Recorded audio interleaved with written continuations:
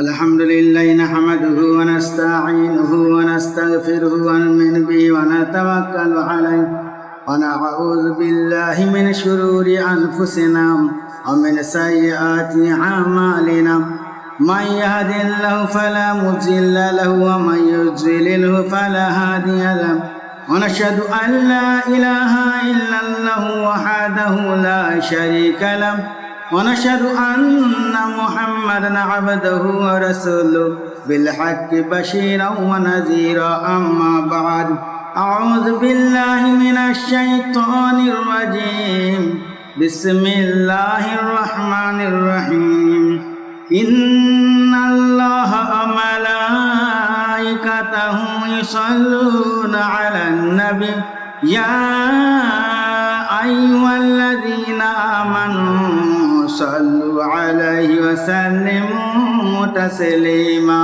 اللهم صل على سيدنا مولانا محمد وعلى سيدنا مولانا محمد কে শোনালো মধুর বাণী কে শিখালো ইবাদত কে শোনালো মধুর বাণী কে শিখালো ইবাদত সে যে মোদের দয়াল নবী সাল্লি আলা মুহাম্মদ আল্লাহুম্মা সাল্লি আলা সাইয়্যিদিনা মাওলানা মুহাম্মদ ওয়া আলা আলি সাইয়্যিদিনা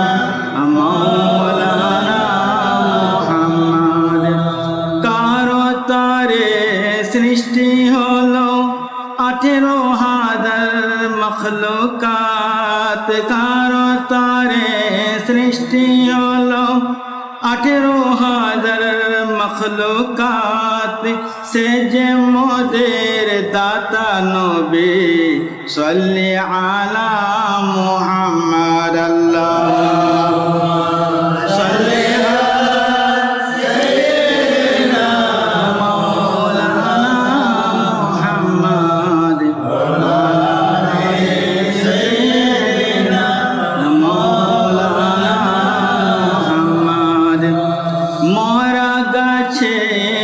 ফুটে যায় কারো নামের বরকত মরা গাছে ফুল ফুটে যায় কারো নামের বরকত সে যে মোদের নূরের নবী সাল্লি আলা মুহাম্মদ আল্লাহুম্মা সাল্লি আলা সাইয়্যিদিনা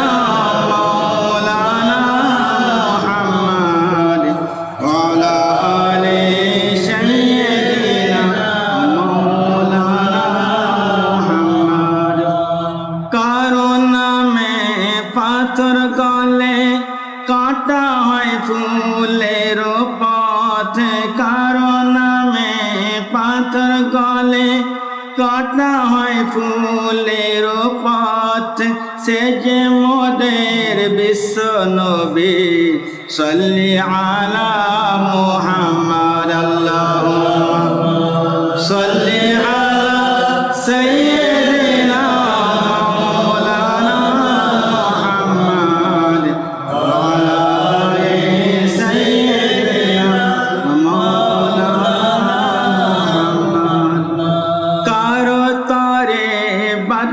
ফকির এক ঠিকানায় পায়দাবাত কারো তরে বাদশা ফকির এক ঠিকানায় পায়দাবাত সে যে মোদের শেষ নবী সাল্লি আলা মুহাম্মদ আল্লাহুম্মা সাল্লি আলা সাইয়্যিদিনা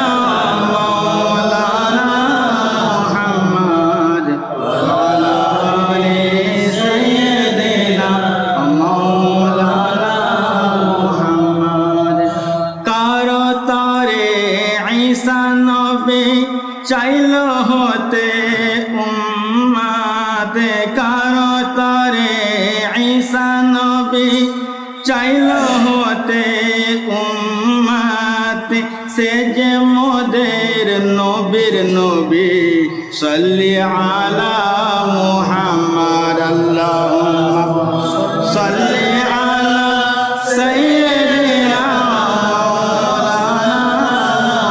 মুহাম্মদ ওয়া আলা আলি সাইয়্যিদিনা মাওলানা মুহাম্মদ বিসমিল্লাহির রহমানির রহিম ইয়ালামুনা যাহিরাম মিনাল হায়াতিদ দুনিয়া وهم عن الآخرة هم غافلون صدق الله العلي العظيم উপস্থিত আমার মুমিন মুসলমান বয়স জ্যেষ্ঠ ছোট বড় এবং সমবয়সী আল্লাহওয়ালা পরেজগার নামাজি মুত্তাকি ভাইরা আল্লাহ রাব্বুল আলামিনের দরবারে লাখ লাখ শুকরিয়া যে আল্লাহ তাআলা আমাদের প্রত্যেককে এই পবিত্র শাবান মাসের প্রথম জুম্মায় আল্লাহর হুকুম আল্লাহর নির্দেশ আল্লাহর আদেশ পালন করার উদ্দেশ্যে মহান আল্লাহ রাব্বুল আলামিনের গুণকীর্তন করার উদ্দেশ্যে আমাদেরকে এই মসজিদে আনিয়েছেন। সেই জন্য মহান রবের দরবারে আমরা সকলে শুকরিয়া আদায় করি। সকলে বলুন আলহামদুলিল্লাহ। সাব্বাহা লিল্লাহি মা ফিস সামাওয়াতি ওয়াল আরদ জমিন আসমানের সকল পদার্থই আল্লাহর গুণগানে রত। আমার ভাইয়েরা, আগের হপ্তাহে আলোচনা করছিলাম যে সামনে শাবান মাস, আর দেখুন শাবান মাস এসে গেছে, আজকে প্রথম জুম্মা। এমন ব্যক্তি আছে আগের জুম্মাও পড়তে পারেনি, হয়তো এই জুম্মাতেও আসতে পারবে না। আমার ভাইয়েরা, সময় আস্তে আস্তে আস্তে আস্তে আমাদের কাছ থেকে দূরে চলে যাচ্ছে। যেই সময় চলে যাচ্ছে সেই সময় আমরা আর ফিরে পাবো না।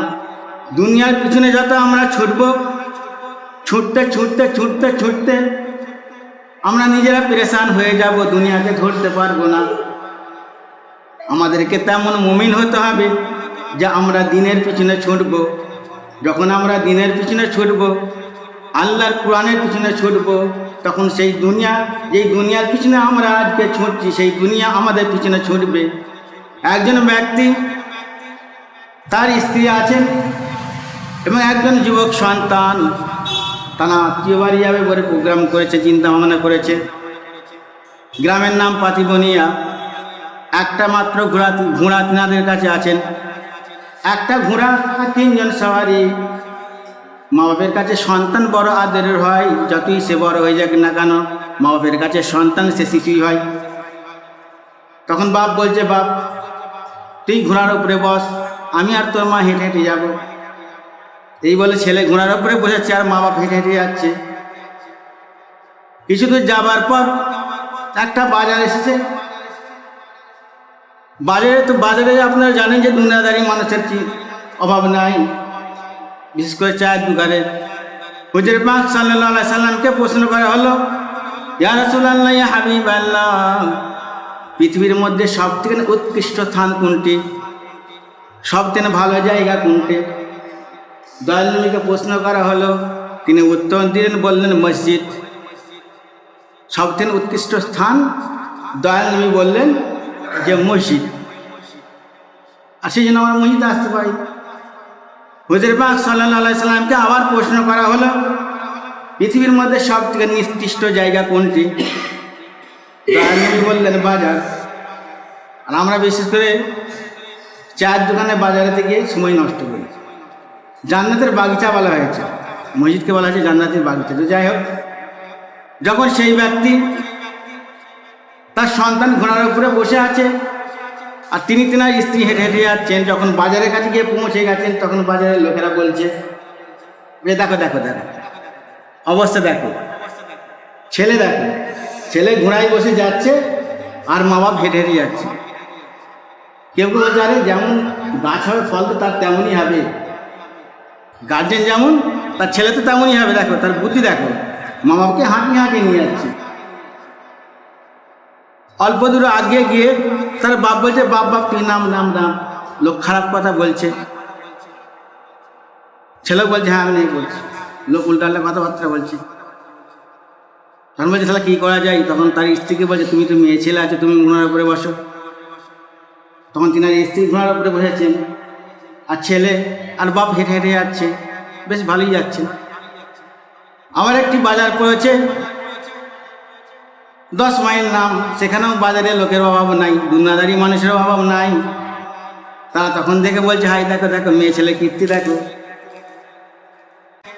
স্বামী আর ছেলেকে হাঁটিয়ে হাঁটিয়ে নিয়ে যাচ্ছে, আর মেয়ে ছেলে ঘোড়ার উপরে বসে যাচ্ছে। কেউ কেউ বলছে আরে তো কি আমাদের আলামত, মেয়ে ছেলেদের তো বার এখন। তখন কী করবেন? অল্প দূর আগে গিয়ে তার স্বামী বলছে নামো নামো নামো নামো নামো নামো, মানুষ উল্টো পাল্টা কথাবার্তা বলছে। তখন কী করবে ছেলে? মানে কী করা যায়? লোক তো উল্টো পাল্টা কথাবার্তা বলছে, লোকের মন ভরানো যাবে না। তখন ছেলে বলছে আব্বা আপনি বসুন, আপনি বয়স্ক মানুষ আছে, আপনি ঘোড়ার উপরে বসুন। বাপ তখন ঘোড়ার উপরে বসে পড়েছে। ঘোড়া নিয়ে বেশ ভালোই যাচ্ছেন। যেতে যেতে 7 মাইল বলে একটা জায়গায় এসে গেছে, সেখানেও বাজার। তখন কিছু কিছু লোক দেখে বলছে হাই দেখো দেখো বুড়োর কীর্তি দেখো, বুড়োর অবস্থা দেখো। ছেলেকে আর স্ত্রীকে হাঁটিয়ে হাঁটিয়ে নিয়ে আসছে, আর নিজে ঘোড়ার উপরে বসে যাচ্ছে। একটু লজ্জাও লাগে না? কী করবে, মানুষের মন ভরানো যাবে না। অল্প দূর আগে গিয়ে তিনিও নেমে পড়েছেন। নেমে বলছে মানুষের তো মন ভরানো যাবে না, উল্টোপাল্টা কথা বলতেইছে। রেগে গেছে, ছেলেও রেগে গেছে, বাপও রেগে গেছে। বলছে একটা বাঁশ জোগাড় করতো, মানুষের মন ভরানো যাবে না, একটা বাঁশ জোগাড় কর। একটা বাঁশ জোগাড় করেছে। বাঁশ জোগাড় করে ঘোড়ার পাকে বেঁধে ফেলেছে, সামনের পা পিছনের পা দুদিকে বেঁধে ফেলেছে রাগেতে, যে মানুষ উল্টোপাল্টা কথা বলছে। বেঁধে কী করেছে, বাঁশটা তার ভিতরে হুঁকে দিয়ে কাঁধে করে দিয়েছে। বলছে দুজন মিলে কাঁধে করে নিয়ে যাবে একটা ঘোড়াকে। কী বুঝলেন? বলছে কী করে, মানুষ উল্টোপাল্টা কথা বলছে, রাগেতে বলছে ঘোড়া কি আমরা নিয়ে যাবো, আমরা আর যাবো না। দেখি লোকের মন ভরানো যায় নাকি। রাগে ঘোড়ার ভিতর দিয়ে কাঁধেতে বাঁশ নিয়েছে, 2 বাপ আর ছেলে ঘোড়াকে নিয়ে যাচ্ছে। নিয়ে যেতে পারছে না, খুব কষ্ট হচ্ছে। আবার অল্প দূরে আগে গিয়ে একটা ব্রিজ, বাঁশের পোল পড়েছে, কি বুঝলেন? আর সেখানে লোকের অভাব নাই, মানুষের অভাব নাই, দুনিয়াদারি মানুষের অভাব নাই। কারণ বলছে হাই দেখো দেখো দেখো কী অবস্থা দেখো, একটু বুদ্ধি শুদ্ধি নাই। একটা ঘোড়াতে কী হয়েছিল, উলোপালি করে গেছে, উলোপালি করে তো চাপতে পারতে, উলোপালি করে তো আসতে পারতো। তাহলে ঘোড়াটাকে কাঁধে করে নিয়ে যেতে হবে, এই বলে হই হই করে তারা চিৎকার দিয়ে উঠেছে। আর ঘোড়াটা ভয় খেয়ে গেছে, ভয় খেয়ে গিয়ে দড়ি ছিটকে এমনভাবে পড়েছে, মা বাপ এবং ঘোড়া সমেত পানিতে পড়ে গেছে। আমার বলার উদ্দেশ্য হলো ভাইয়েরা, মানুষের মন ভরানো যাবে না, আর মানুষের মন ভরালে আমাদের কাজও কিছু হবে না। আল্লাহ তাআলা বলছেন বিসমিল্লাহির রহমানির রহিম, ফামিনান নাসি মান ইয়াকুলু রাব্বানা আতিনা ফিদ দুনিয়া ওয়া মা লাহু ফিল আখিরাতি মিন খালাক। আল্লাহ পাক বলছেন মানুষের মধ্যে এমন কিছু মানুষ আছে যারা বলে হে রব আমাদেরকে দুনিয়াতে দিয়ে দিন। আল্লাহ বলছেন তাদেরকে তো আমি দুনিয়াতে দিয়ে দেব, পরকালে তাদের কিছু অংশ থাকবে না। অনেক মানুষ আছে না, আমরা একটা প্রয়োজন মিটিয়ে দিচ্ছে আল্লাহ তাআলা, একটা ঘর ধন হয়ে গেল, আবার একটা প্রয়োজন এসে আয়, বলছে কী করে নামাজ পড়বো, আর সময় পাওয়া যাচ্ছে না। কি বুঝলেন?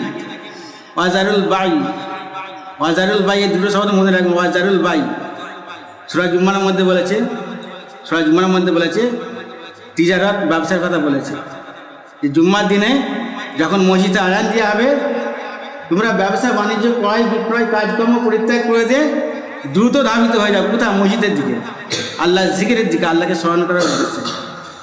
আমাদের সেসব খেয়াল থাকে না, টাকা পয়সা গাড়ি বাড়ি এর পিছনে ছুটছি। কি বললেন আল্লাহ তাআলা? ওই জন্য বলছেন ফামিনান নাসি মান ইয়াকুলু রাব্বানা আতিনা ফিদ দুনিয়া ওয়া মা লাহু ফিল আখিরাতি মিন খালাক।